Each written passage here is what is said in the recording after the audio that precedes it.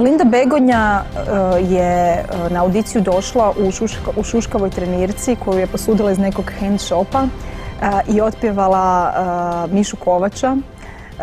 Tako da smo svi mi koji smo stajali iza kamere ostali kao ali ti nisi ni trebala pjevati.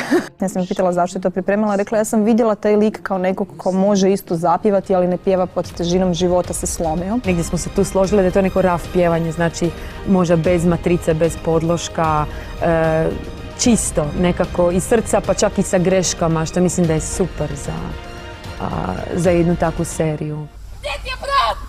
Kad sam vidjela Lindu koja, ne znam, na 10 stupnjeva ulazi u ono jezero, na način na koji je ušla, mislila sam si, Bože mili, što je bilo da ovo je HBO, pa ona bi dobila, ne znam, 7 Emija za ovo.